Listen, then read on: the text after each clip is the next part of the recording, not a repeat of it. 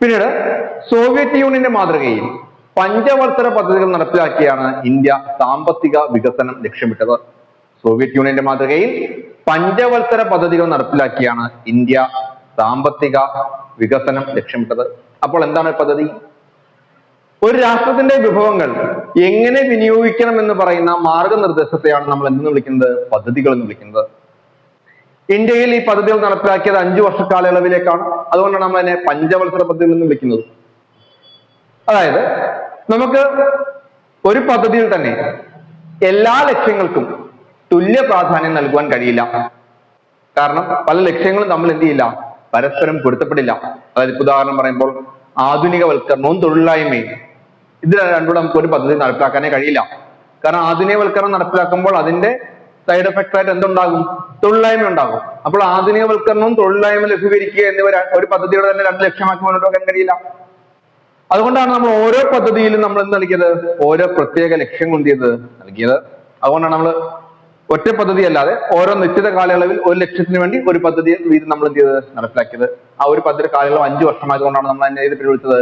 പഞ്ചവത്സര പദ്ധതി എന്ന് വിളിച്ചത്. ഇന്ത്യയുടെ പഞ്ചവത്സര പദ്ധതിയിൽ പൊതുവായ ഒരു 4 ലക്ഷ്യങ്ങളുണ്ട്. ഓരോ പഞ്ചവത്സര പദ്ധതിയുടെ ലക്ഷ്യങ്ങൾക്ക് പുറമെ ഇന്ത്യൻ പഞ്ചവത്സര പദ്ധതികളിൽ പൊതുവായ 4 ലക്ഷ്യങ്ങളുണ്ട്. അതില് ഒന്നാമത്തെ ലക്ഷ്യമാണ് സാമ്പത്തിക വളർച്ച, 2 ആധുനികവൽക്കരണം, 3 സ്വാശ്രയത്വം, 4 സമത്വം. ഈ 4 പൊതുവായ ലക്ഷ്യങ്ങൾ. സാമ്പത്തിക വളർച്ച, ആധുനികവൽക്കരണം, സ്വാശ്രയത്വം, സമത്വം. അപ്പൊ എന്താണ് സാമ്പത്തിക വളർച്ച? ഒരു രാഷ്ട്രത്തിന് സാധനങ്ങളും സേവനങ്ങളും ഉൽപ്പാദിപ്പിക്കാനുള്ള കഴിവിനുണ്ടാകുന്ന അല്ലെങ്കിൽ ആ കഴിവിനുള്ള വർധനവിനെ വിളിക്കുന്ന പേരാണെന്ത്? സാമ്പത്തിക വളർച്ച. ഒരു രാഷ്ട്രത്തിന് സാധനങ്ങളും സേവനങ്ങളും ഉൽപ്പാദിപ്പിക്കുവാനുള്ള കഴിവിന്റെ വർധനവിനെ വിളിക്കുന്ന പേരാണെന്ത്? സാമ്പത്തിക വളർച്ച.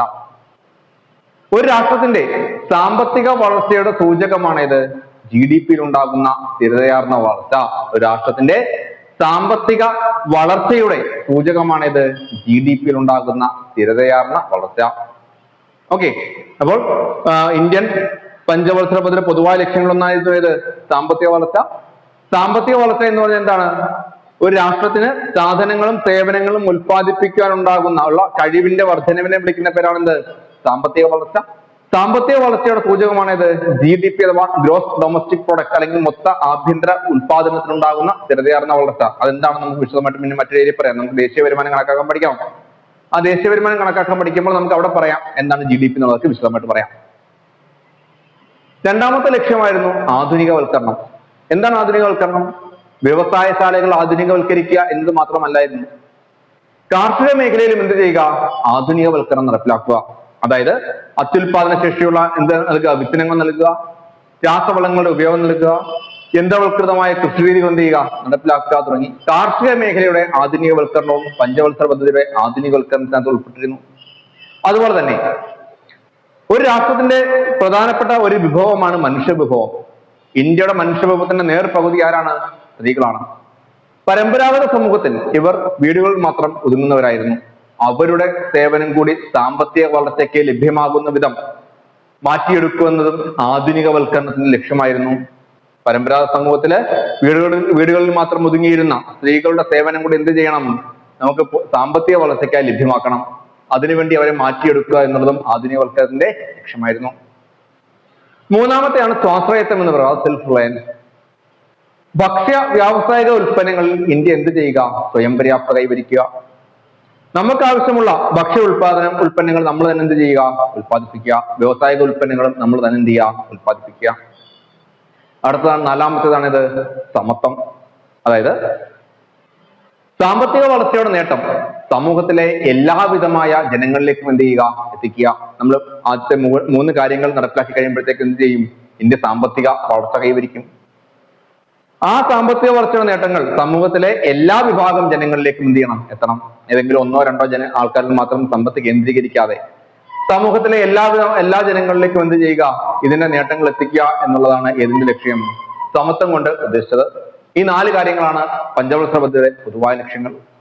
ഇതുകൂടാതെ നമ്മുടെ പദ്ധതി രേഖകളിൽ പറയുന്ന മറ്റൊരു പദ്ധതിയാണ് പരിപ്രേക്ഷ്യ പദ്ധതി അഥവാ പെർസ്പെക്റ്റീവ് പ്ലാൻ. ഒരു 20 വർഷ കാലയളവുള്ള ഒരു ദീർഘകാല പദ്ധതിയാണ് ഇത് പെർസ്പെക്റ്റീവ് പ്ലാൻ. അതായത് നമ്മൾ ഓരോ പഞ്ചവത്സര പദ്ധതിയിൽ എന്ത് നേടണം എന്ന് പറയുന്നത് കൂടാതെ 4 പഞ്ചവത്സര പദ്ധതികൾ ഇപ്പൊ 20 വർഷമാവും. ഈ 4 പഞ്ചവത്സര പദ്ധതികളും ചേരുമ്പോൾ നമ്മൾ എന്തൊക്കെ നേടിയിരിക്കണം എന്നുള്ള ഒരു ദീർഘകാല പദ്ധതിയും ഇന്ത്യ മുന്നോട്ട് വെച്ചിരുന്നു. ആ ദീർഘകാല പദ്ധതിയെ വിളിക്കുന്ന പേരാണെന്ത്?